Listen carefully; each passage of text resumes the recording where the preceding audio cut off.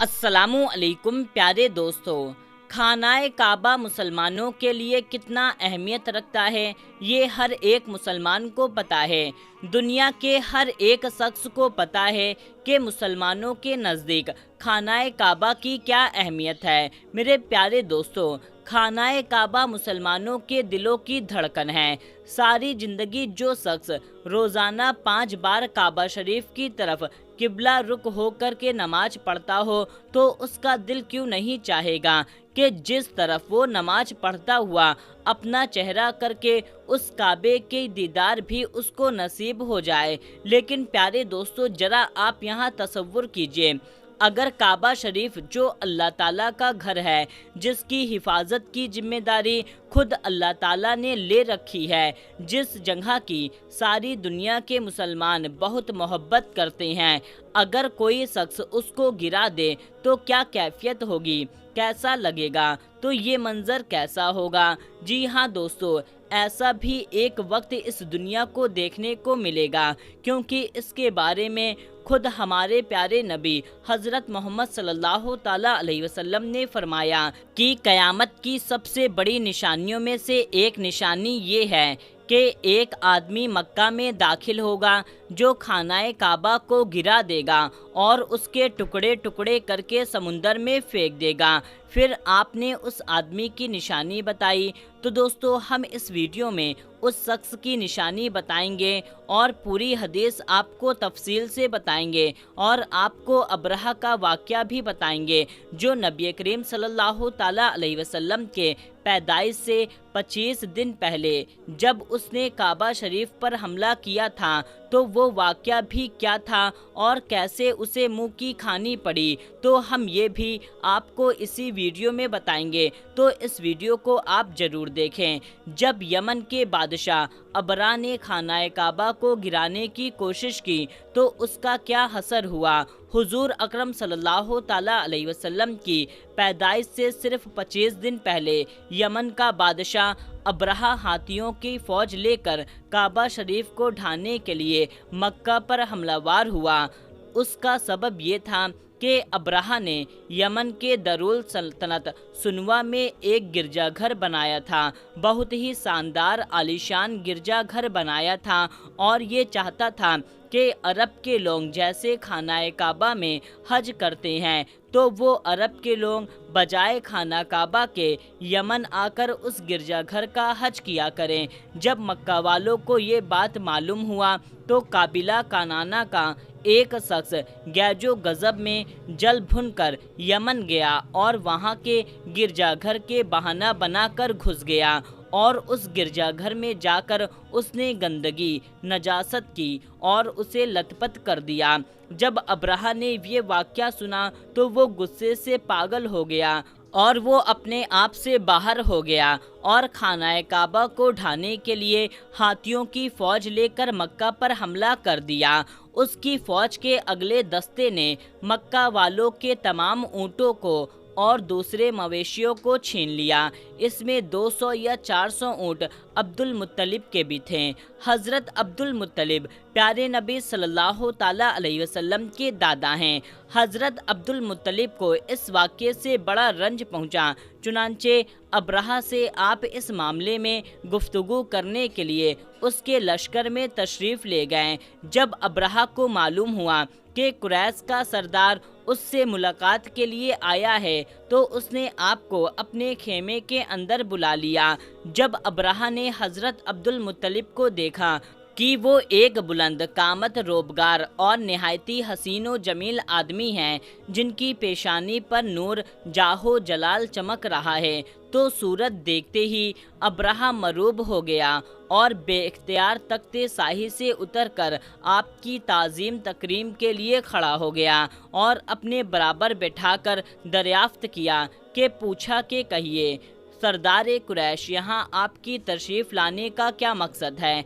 حضرت عبد المطلب نے جواب دیا، ہمارے اونٹ اور ہمارے مویشیوں کو جو آپ نے بندی بنا لیا ہے، جو آپ نے اپنے قبضے میں لے لیا ہے، اسی کے متعلق سے میں آپ سے بات کرنے کے لیے آیا ہوں، تو آپ ان سب مویشیوں کو ہمارے سپرد کر دیجئے۔ تو یہ سن کر کے ابرہہ نے کہا، اے سردار قریش، میں تو سمجھتا تھا کہ آپ بہت ہی حوصلہ مند شاندار آدمی ہیں، مگر آپ نے مجھ سے اپنی اونٹ کا سوال کر کے میرے نظروں میں اپنا وقار کم کر لیا ہے۔ اونٹ اور بکریوں کی حیثیت ہی کیا ہے، میں تو آپ کے کعبہ کو توڑ کر کے برباد کرنے کے لیے آیا ہوں، معاذ اللہ آپ نے اس کے بارے میں گفتگو نہیں کی۔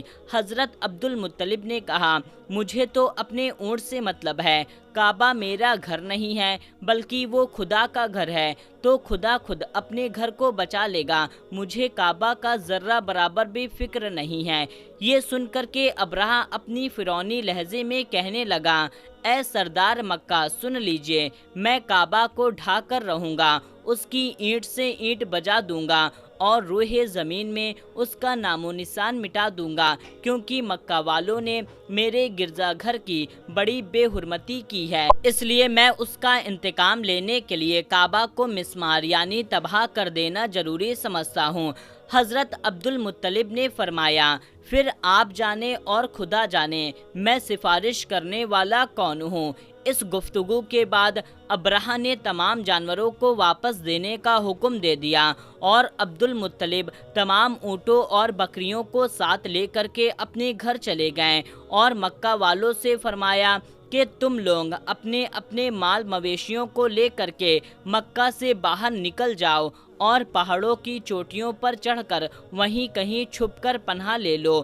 پھر خود اپنے خاندان کے چند آدمیوں کو لے کر کے حضرت عبد المطلب خانہ کعبہ میں گئے اور دروازے کا حلقہ پکڑ کر کے انتہائی بے قراری سے رو رو کر دربار باری میں اس طرح دعا مانگنے لگے، اے اللہ، بے شک ہر شے اپنے اپنے گھر کی حفاظت کرتا ہے، لہٰذا تو بھی اپنے گھر کی حفاظت فرما اور صلیب والوں اور صلیبیوں کے پجاریوں کے مقابلے میں اپنی تاسوسواروں کی مدد فرما۔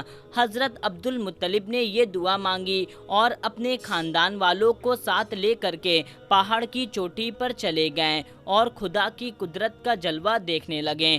ابرہہ جب صبح کو خانہ کعبہ ڈھانے کے لیے اپنے لشکر زرار اور ہاتھیوں کے ساتھ لے کر آیا، جیسے ہی ابرہہ نے اپنے ہاتھی کی قطار کے ساتھ آگے بڑھا اور مقام مخمس میں پہنچا تو خود اس کا ہاتھی جس کا نام محمود تھا ایک دم بیٹھ گیا۔ ابرہہ نے اس کو بہت مارا اور بار بار للکارا مگر ہاتھی نہیں اٹھا۔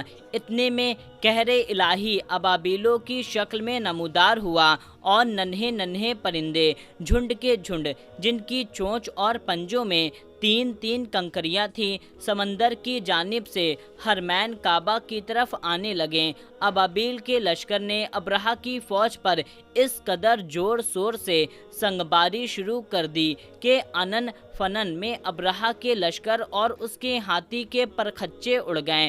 ابابیل کی سنگباری خداوند قہر و جبار کے قہر و غضب کی ایسی مار تھی کہ جب کوئی کنکری کسی فیل یعنی ہاتھی سور کے سر پر پڑتی تو اس آدمی کے بدن کو چھیدتی ہوئی ہاتھی کے بدن کے پار ہو جاتی تھی۔ ابرہہ کی فوج کا ایک آدمی بھی زندہ نہیں بچا اور سب کے سب ابرہہ اور اس کے ہاتھیوں سمیت اس طرح ہلاک و برباد ہو گئے کہ ان کے جسم کی بوٹیاں ٹکڑے ٹکڑے ہو کر کے زمین پر بکھر گئیں۔ چنانچہ قرآن مجید کی سورہ فیل میں اللہ تعالیٰ نے اس واقعے کا ذکر کرتے ہوئے فرمایا، یعنی کہ اے محبوب، کیا آپ نے نہیں دیکھا، کیا آپ کے رب نے انہیں ہاتھیوں والوں کا کیا حال کر ڈالا، کیا ان کے داؤں کو تباہ نہ کر ڈالا اور ان پر پرندوں کی ٹکڑیاں بھیجی تاکہ انہیں کنکڑ کے پتھر سے مارے تو انہیں چبائے ہوئے بھینس جیسا بنا ڈالا۔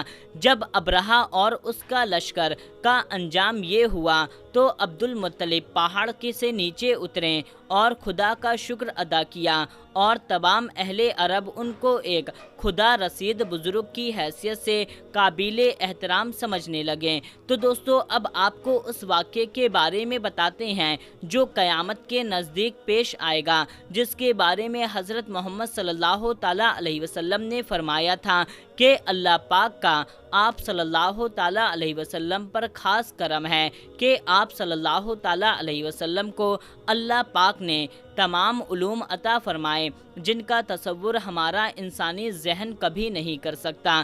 جو ہمارے نبی صلی اللہ تعالیٰ علیہ وسلم نے فرما دیا وہ پورا ہو کر رہے گا۔ اللہ پاک ارشاد فرماتا ہے، اور وہ یعنی نبی کوئی بات اپنی خواہش سے نہیں کرتے، وہ وحی کرتے ہیں جس کی انہیں وحی کی جاتی ہے۔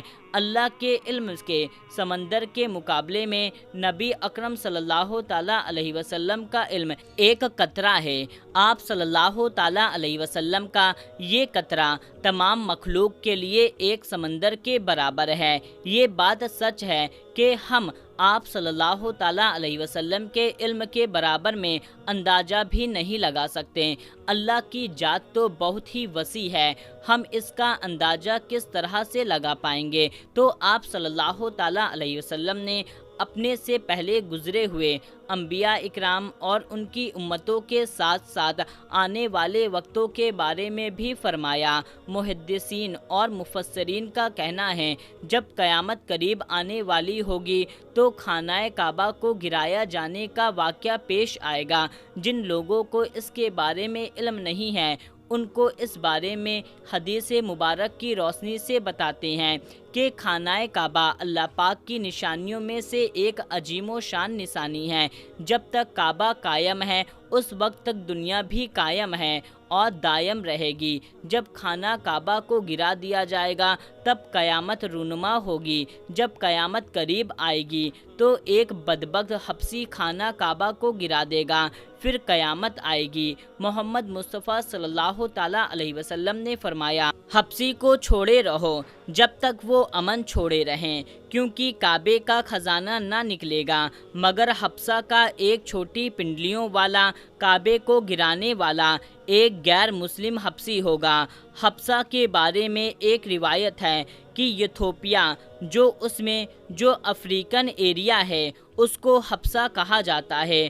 حبشہ سے ایک حبشی کعبہ کو گرانے کے ارادے سے اور اس کے نیچے سے خزانہ نکالنے کی نیت سے پوری رات چلے گا یہاں تک کہ وہ کعبے تک پہنچ جائے گا۔ یہ بات مشہور ہے کہ کعبے کے نیچے بہت سارے بادشاہوں کا خزانہ دبا ہوا ہے۔ وہ شخص اسی لالچ میں اسی خزانے کو حاصل کرنے کے لیے خانہ کعبہ کو ڈھائے گا۔ اس کمینے حبشی کے بارے میں آپ صلی اللہ تعالیٰ علیہ وسلم نے ارشاد فرمایا، اس حبشی کی شکل و صورت ایسی ہوگی کہ وہ چھوٹی پنڈلیوں والا ایک حبشی ہوگا جو خانہ کعبہ کو گرائے گا۔ جبکہ بخاری شریف میں آتا ہے کہ لکھا ہے کہ نبی کریم صلی اللہ تعالیٰ علیہ وسلم نے فرمایا، گویا میں اس حبشی کو دیکھ رہا ہوں، وہ کالا اور چوڑی ٹانگوں والا کعبہ کے پتھر اور اینٹ کو اکھاڑ اکھاڑ کر پھینک رہا ہے۔